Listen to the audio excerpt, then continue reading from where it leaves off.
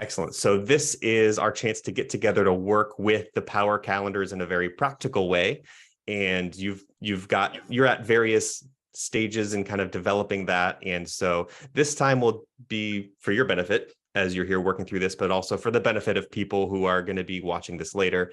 And I'm sure we're going to land on some questions and answers that other people ask and need as well. So I'll start by saying the power calendar, I've said before, it's kind of a living calendar, not a fluid calendar, because if it doesn't have any structure or you don't hold to it at all, it's not useful.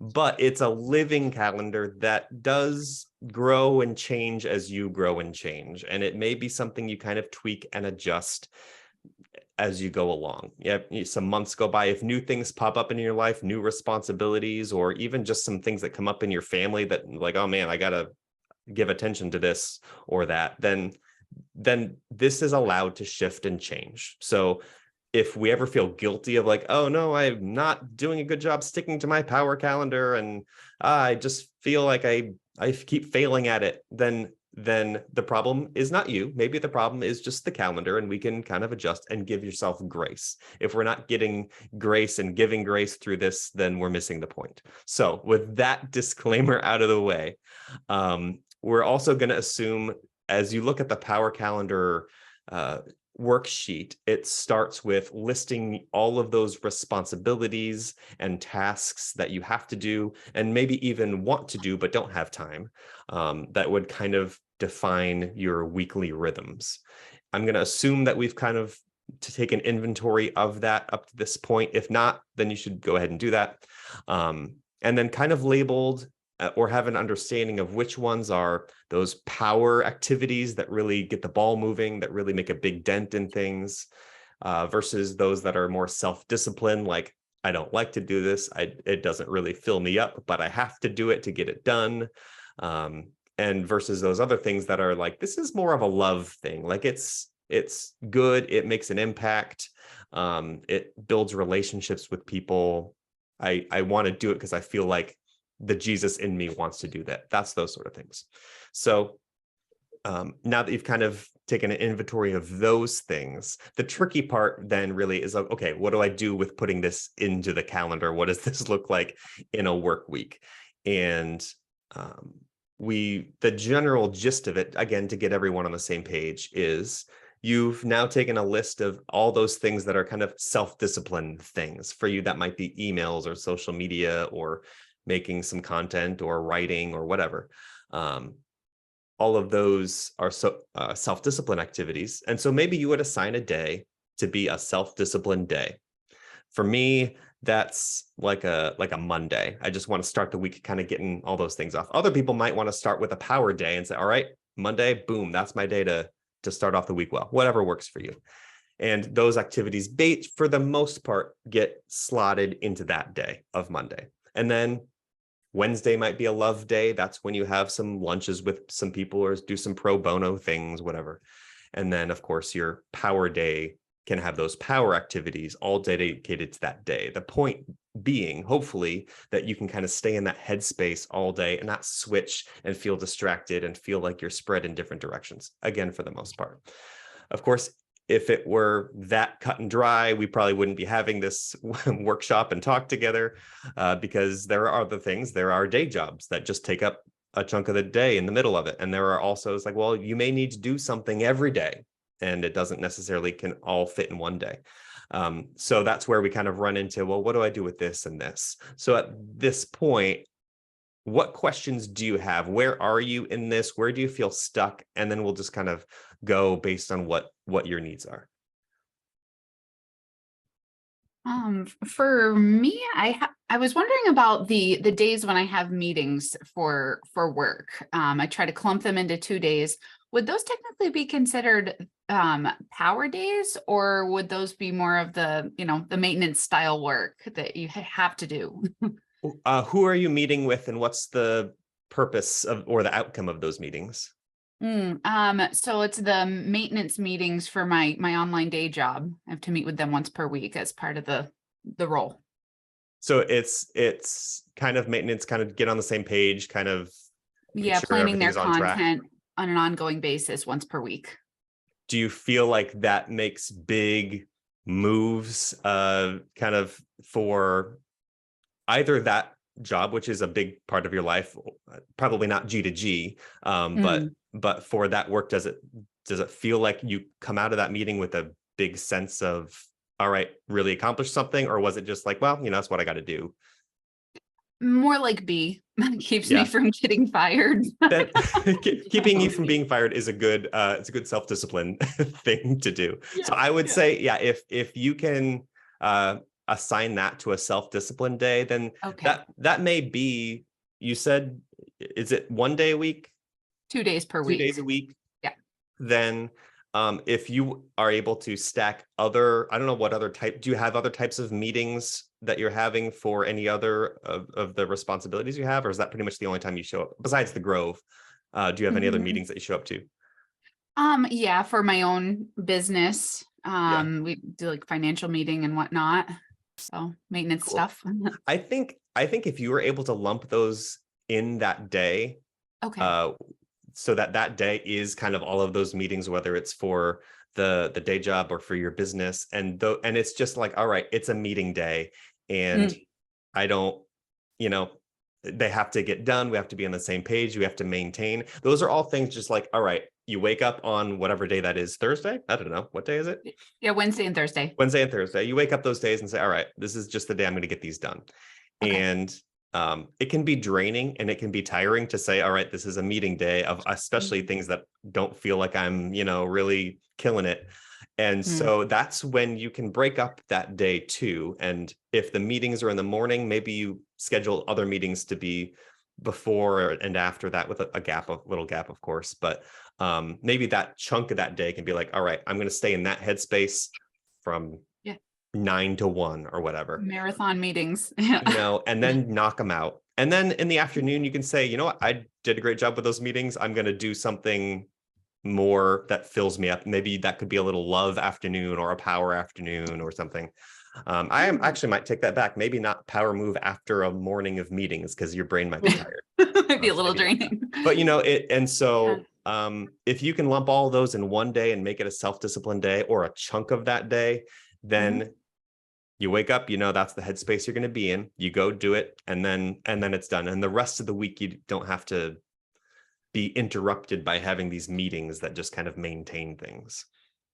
Okay, I like that. I think that was a mistake I was making before. I was using up my power days for meetings, and if I can kind of change my mindset, I can make the power days a lot more powerful and not include meetings in most days. There can be powerful meetings, like True. if you're going to be meeting with clients, that can Mhm. be a powerful thing because it does move. I Mm. think for Kelsey and I, power day, Tuesday is a power day, our alcove days, because we feel like this is real.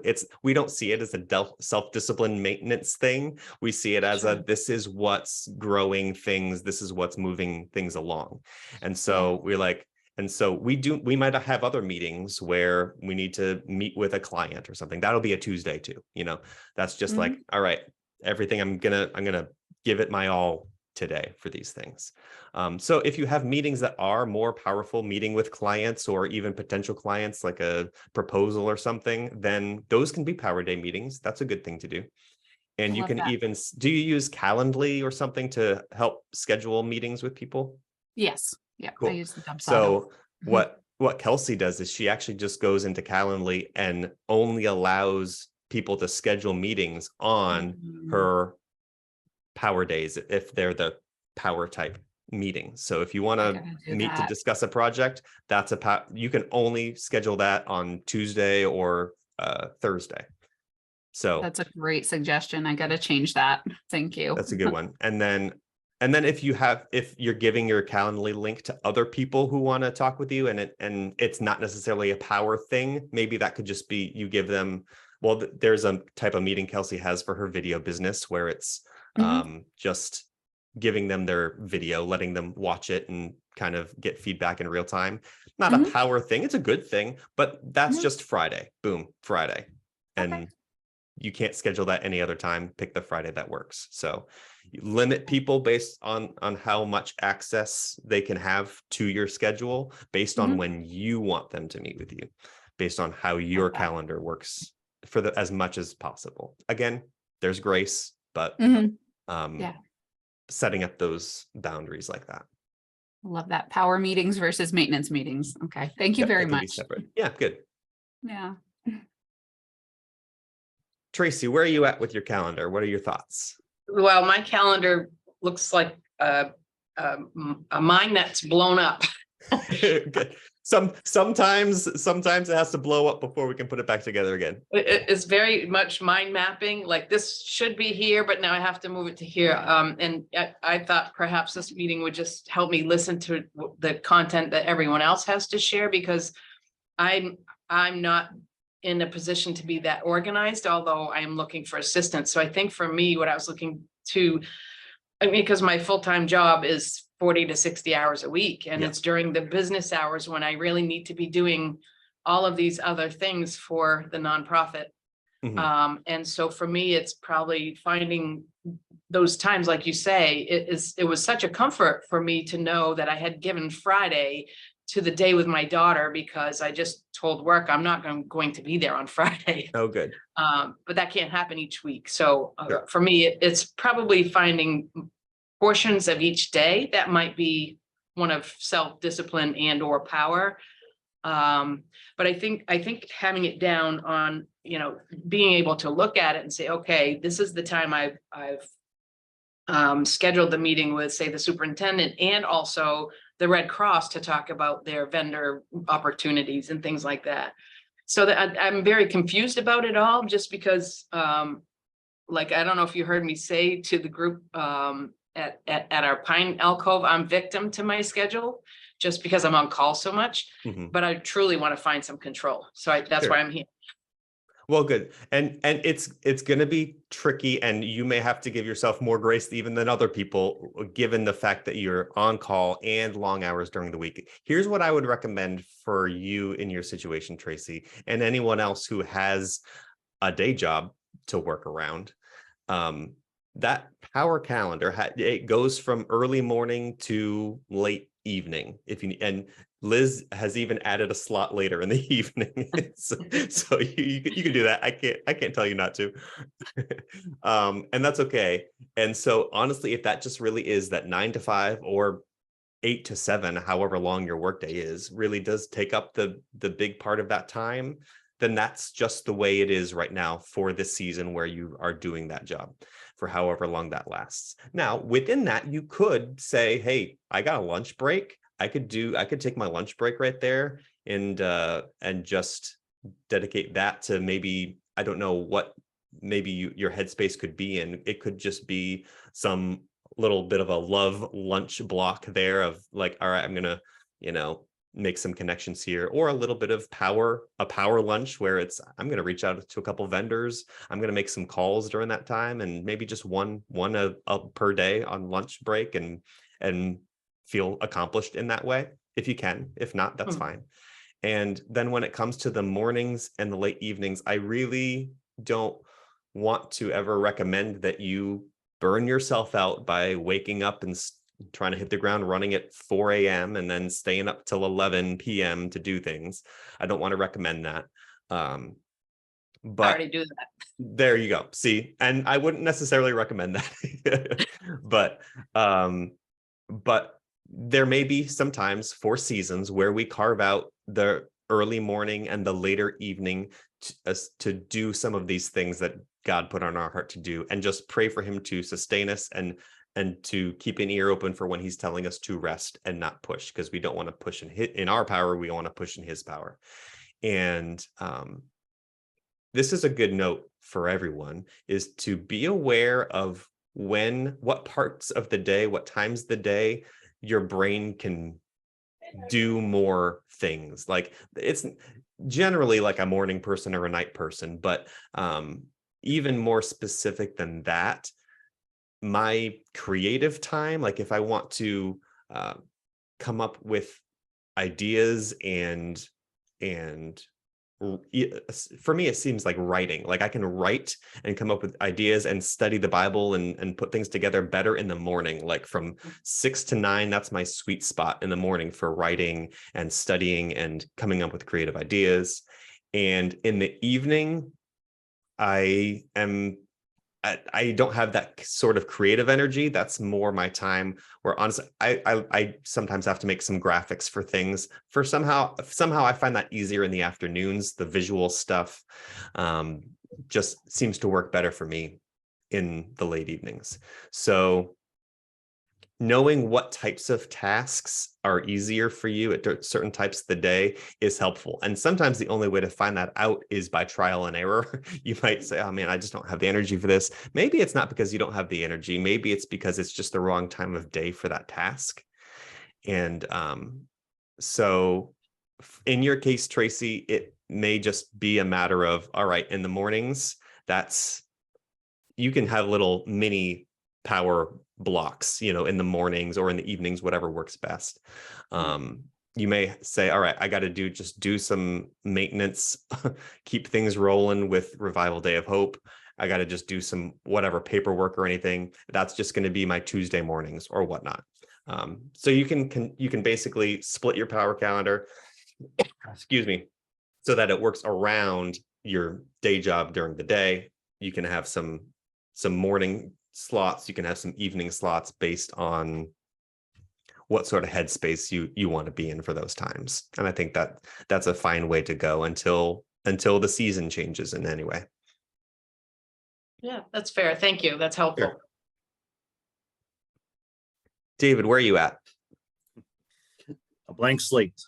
Blank slate. Excellent. So actually, I think one of my questions I had was already answered. I have to designate times to do household stuff and chores and errands and working on the cars and maintenance stuff. That a lot of that falls on my shoulders. So I assume those would probably be categorized as self-discipline days. Sounds like it would, yeah. Yeah, just okay. Whenever you use the word maintenance or have to do, that's usually tags that it's a self-discipline sort of thing.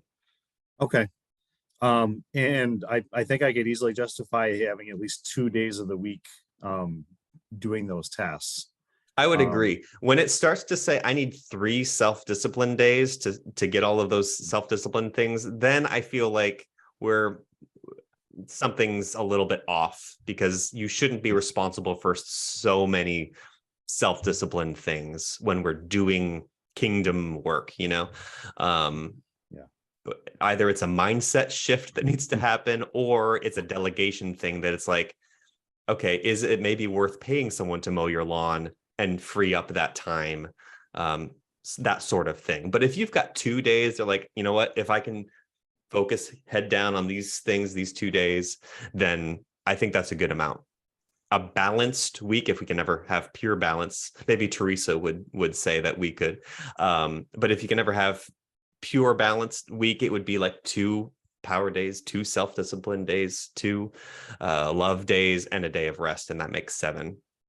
That's a good goal to shoot for. It doesn't always work out that way. Right. Okay. Good. That answered another question of mine. Like, how many love days should you have? So I know we're gonna have the one Sabbath, and I'm gonna try to because Liz and I have kids, we have a family. I want to try to have some of those line up at the same time. So for instance, like Saturday will be our family Sabbath day. Sunday is going to be a love day. So is there like a love power day? I mean, I think, yeah. And the thing is, obviously, you should love people every day, right? We don't say I'm not Right. gonna love people on Tuesday because it's not my love day. And so really all of these things do have elements represented in every day, especially love, right? And there's a couple ways to think about it. One, there could just be one is a love / rest day, almost, where it is like family time, being intentional with family time, not just sitting around watching TV or something, but something intentional to pour into family. There can also be a love / business power sort of day too, where it's like, in Kelsey's case, she'll do some videos, not because she's being paid to, but because she wants to. It could be for her church. It could be for a client who they paid for something but didn't pay for this other video, but she's like, you know what, I really want to do it. I think it's going to add a lot of value to them. She might do it on that love / power day too.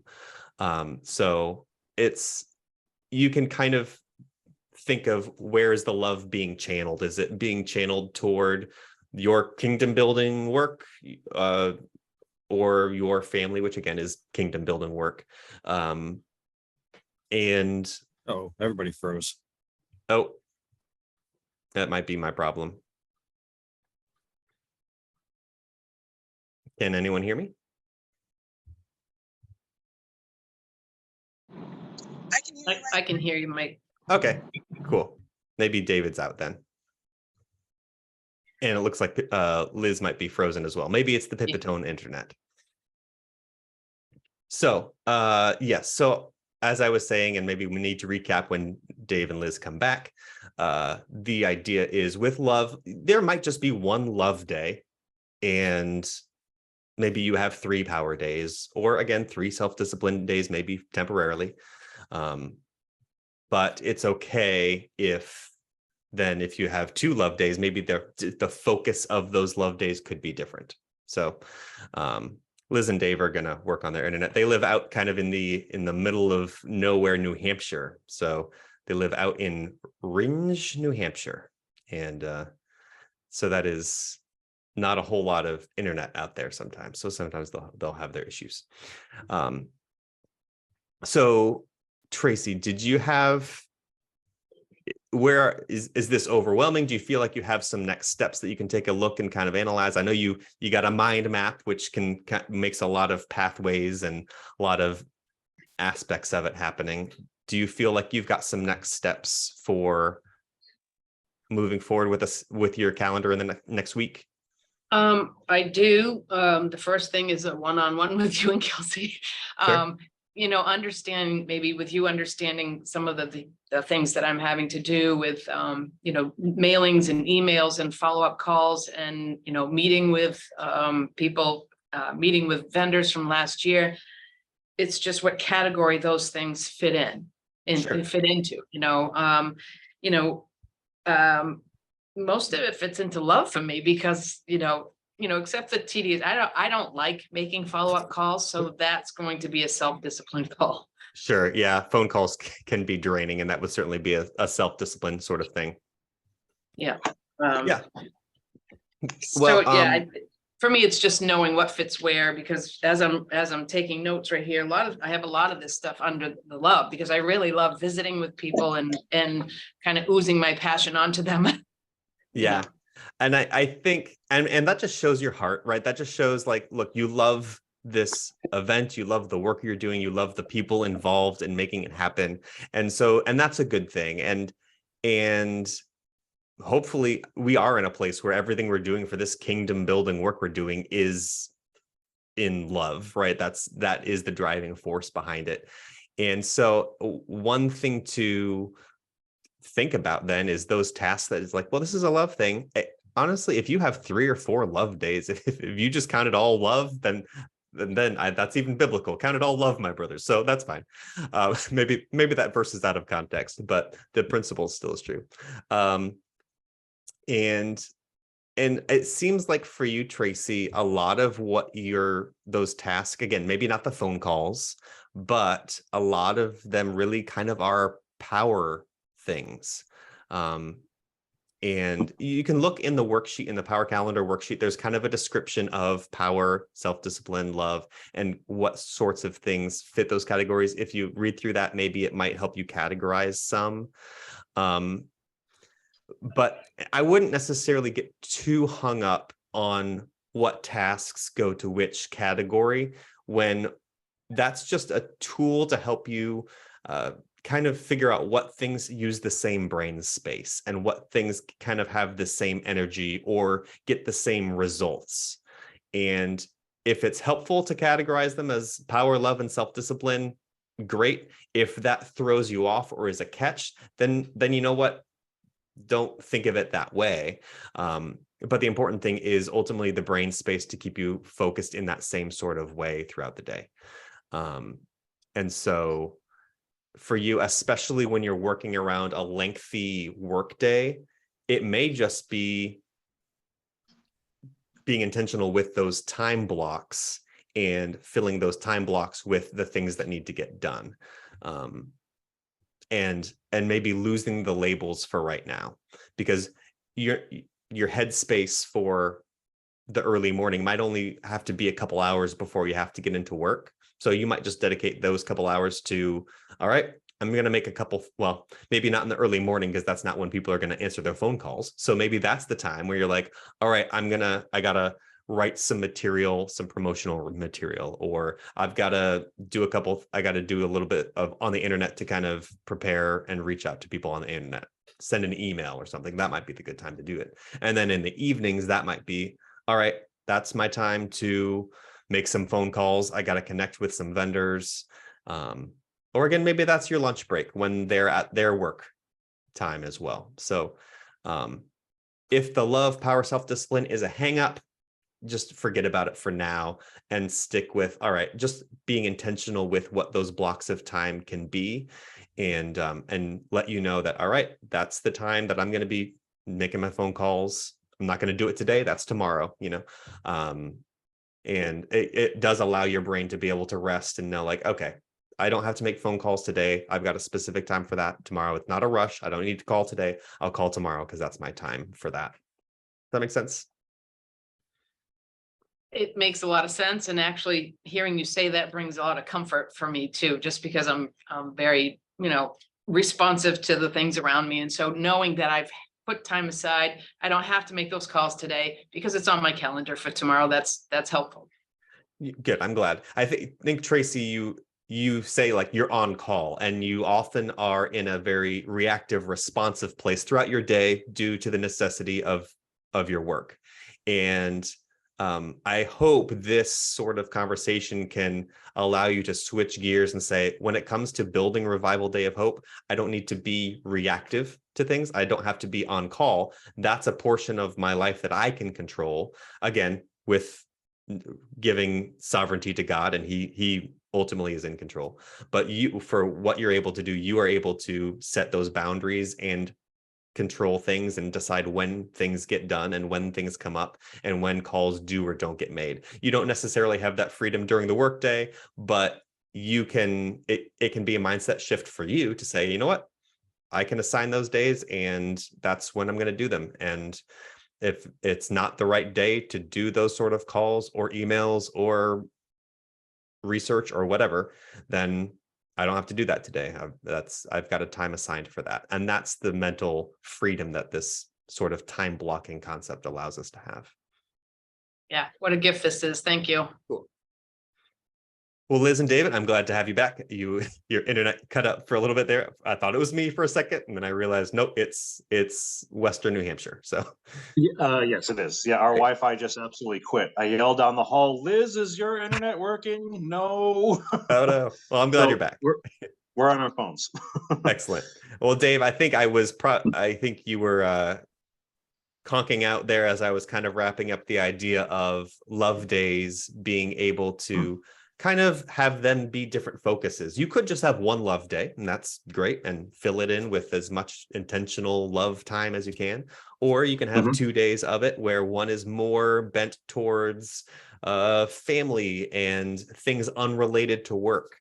Lunch with a friend that could, hey Dave, I haven't been able to hang out with you for a while. Let's do lunch sometime. Well, instead of letting that call that you want to do that, instead of that letting that kind of interrupt your Tuesday, you could say, great, yeah, I've got a day for that. I mean, how about Friday? Because that's the day you have signed for love tasks like that, instead of interrupting your flow another day. Again, That makes sense. there's grace in that. And then you can also have love days where it's more, all right, this is more business related. Like this is more things I don't have to do necessarily, but I think it would be a great gesture. I might write a card to my client. I might make a couple phone calls and connect with people, just say, hey, I'm thinking of you and wanted to connect with you. It could even be clients, it could be business related, things like that are love, also kind of power, that love/power days. So Okay. Makes sense? Yeah, actually, as we are talking about that too, like Love Power Days, Liz and I, we have meetings together, usually like catch up meetings in the morning. What's your day looking like? We do budget meetings together. So I think maybe I kind of will categorize those into those Love Power Days. That's good. Yeah, Um, especially depending on what you cover in those meetings. Like when Kelsey and I have to do taxes together, those are not love power days. Those are love self-discipline days. Self-discipline. So, and because what you don't want is in a love power day to have some sort of like, I don't know, if finances are stressful or talking about that is just draining. You don't want that to kind of taint your love day, you know? So but if it's meetings where it's like, hey, let's just brainstorm, like, let's talk about the business. What can we do to grow? How can we serve our people better? Not only are you pouring power into the work that you're doing, but you're also connecting together as husband and wife, which is great. So that's it. That if that is part of your love power day, then great. Okay, that makes sense. Any other questions related to the tasks you have, the time blocks, the calendar? Meg, feel free to chime in if you've got a pressing question. If not, that's totally fine. Keep on driving. I do actually have a question. Sure. My struggle with doing this has come with actually thinking about the tasks. And I feel like I've been so, like, things just get done and they're kind of all over the place. But when I sat down and was trying to brainstorm, I mean, my brain just kind of glitched and was like, I don't know.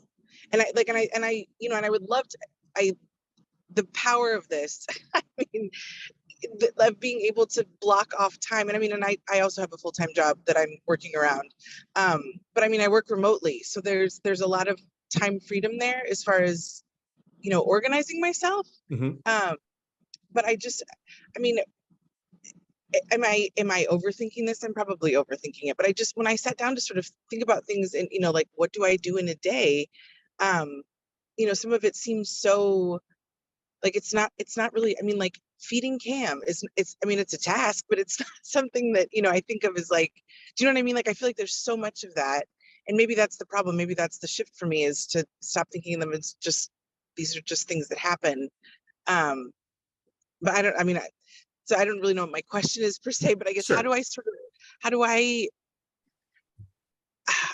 know, like, how do I think about, how can I sort of shift to be able to, like, make an inventory of all of this? I mean, like, I got the big things like school, work. I don't know. That's sort of where my brain just kind of Sure. freezes. I follow you.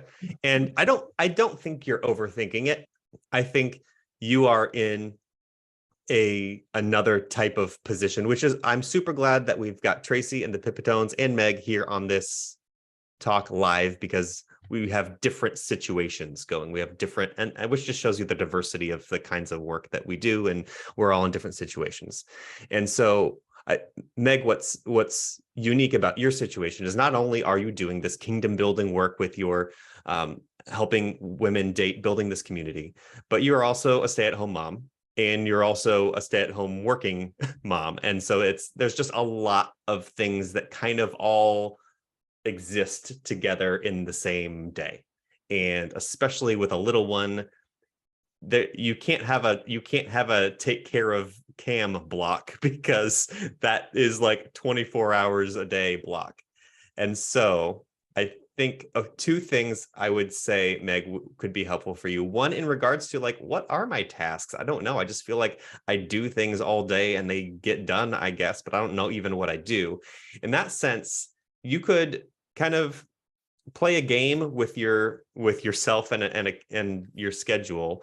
And for maybe like 2 or 3 days, try to just list those. Like, don't worry about the power calendar right now, but just like after spending an hour sitting at your computer doing something, just list down like, oh, what was that? What did I do in that time? And kind of build the inventory over the course of a couple of days, writing them down in your journal, or keeping them on your phone or something, so that you can, after a couple of days, being like, oh, these are all the things that I did.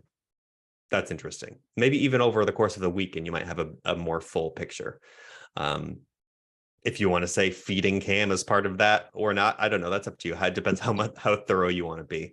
But at least that can, if you can be intentional about that, then you can start to develop this kind of inventory. So that would be That's genius, Mike. Thank you. Is That's that genius. helpful? Yes, so helpful. Also, So when it helpful. comes to your building your calendar, then I think the thing that's going to be really valuable to you are flex blocks, just assigning chunks of those portions of the day of your calendar. Maybe it's one block, which is roughly 2 hours or so. Maybe it's a couple of them in a row throughout the week as flex time that just allows you the freedom to do whatever feels like it needs to be done. And if it took a lot of time and energy earlier in the day, then that flex time says, okay, well, what I was going to do earlier in the day, I can do it now. Or if he was fussy and demanded a lot of attention during your flex time, you're like, well, I didn't get something else done, but I didn't say I was going to. It's just a flex day. And apparently it flexed toward Cam in this particular day. And having just being a little bit more fluid, or a little bit looser grip on your schedule by saying, all right, yeah, sure. Monday morning before Cam wakes up, before I have to sign into work, I'm going to get this done and this done. Tuesday morning, the same thing. Maybe Wednesday evening, I'm definitely going to do this sort of self-discipline emails or whatever. But throughout the day, you've obviously got your day job to do remotely, but you can have other blocks that are just dedicated to flex, that say that you might have a bonus time, or like, hey, here I am in my flex time. Cam's fine. He doesn't need my attention. I'm actually caught up on other things. Great. I get to do something that I feel like I really want to do and need to do right now. Then it's great. It's a gift. But if it gets hijacked by something you didn't expect, that's okay, because you factored that in. If you need to replace it with something that you couldn't do earlier, great. You already scheduled that time to be able to flex. So I think that is kind of what grace looks like in a very practical form in this calendar, by just dedicating some blocks of time to flexing. Is that a relief? Is that helpful and hopeful? Oh my gosh, yes. I think that's very helpful to think of it in terms of the blocks instead of the days. Because I was like, oh my gosh, a day gets off the rails and it's like, oh my goodness. So yes, that is super helpful. And the flex blocks also brilliant. Good. Thank I'm you. glad. Yes, if you assign entire days to this is what this day is going to look like, then it doesn't matter if you have a 2-year-old at home or not.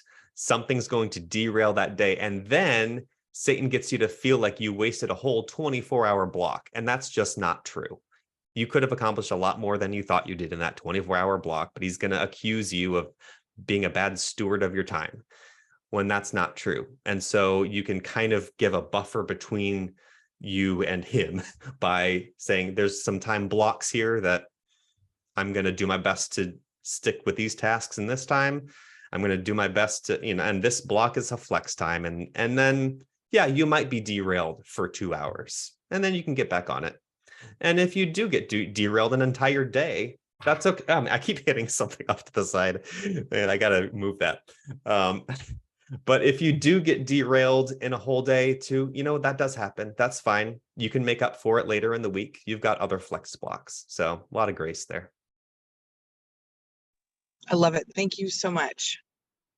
I think I'll also say that has come up, not necessarily in this conversation, but in other conversations about the Power Calendar. It's like, you keep saying emails on a self-discipline day. Well, I only have 2 self-discipline days, but I need to do emails every day. I got a lot of emails that I have to process, and they can't wait for 2 days out of the week. If this is true, first of all, I might challenge the idea that you have to do emails every day. You could even play an experiment on yourself where you do just have 2 days that you're going to do emails, and see how many of those emails actually kind of get resolved on their own and don't need your immediate attention, and kind of can be on those specific days. Another way, though, to then think about it is there's a big difference between having emails all in one day and emails that just pop up and you address them and reply to them as they come up throughout the day, every day, all day, each day of the week. There's a middle ground there where it really is like, all right, this 9 o'clock every day, I'm going to sit down, I'm going to sort through my emails for 1 hour, 9 to 10 a.m. Boom, those are my emails. If an email comes at 10:01, I'm not going to do it. I will address it at 9 o'clock the next day. Responding to emails within 24 hours is perfectly acceptable.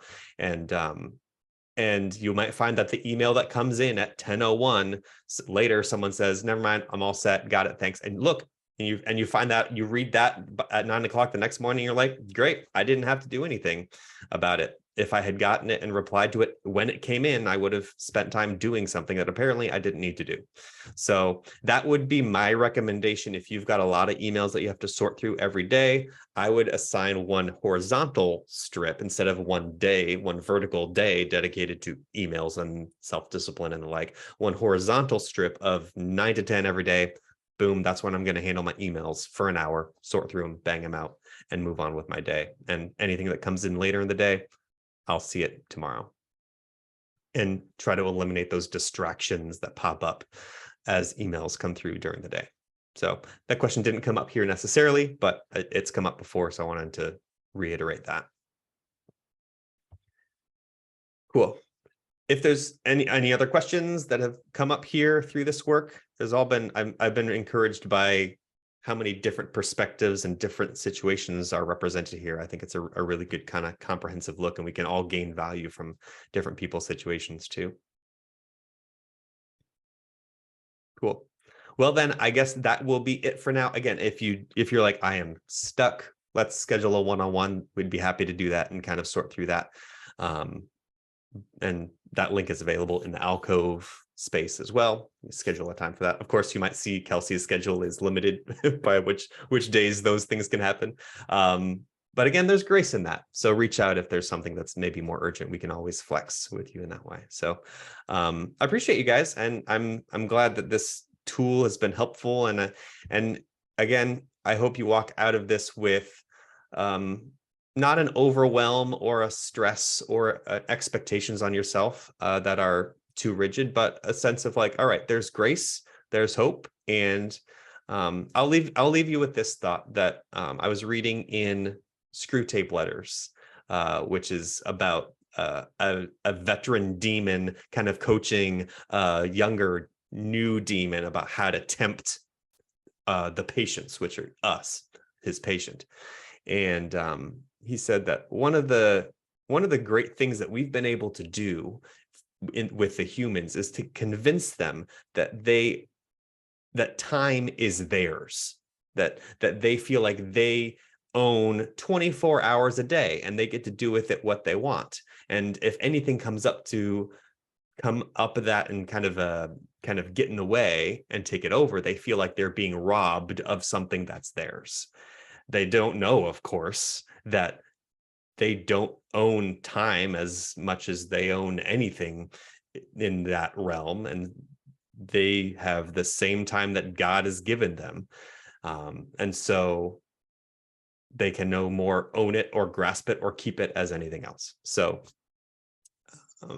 it's a good perspective to remember that your time is not actually your time. God gives us 1 minute at a time, 1 hour at a time, all throughout the day. It's not ours, it's his, and we can just be good stewards of it in the meantime. And so there's a lot of grace in that. And being good stewards does mean let's be intentional with this. Let's kind of take captive the time that we have, that we can make the most of it. But it's not ours. We don't own it. And if God takes it away for some reason or shifts it so that we have to do something else in that time, that's his time. It's not ours that we lost. It's his that we gained. So it's a good perspective shift to think about this week. So with that, I guess we will wrap this up. I appreciate you guys. Thanks for spending time here. Hope it's valuable to you. Again, reach out if you have any questions moving forward. We can bang it out, and we'll continue on with the next blocks of our day. Thank you, Mike. Thank you, Mike, guys. for being willing to do this. Awesome. Thank Love you. it. See you guys. All right, take care, Mike. Bye, guys. Bye.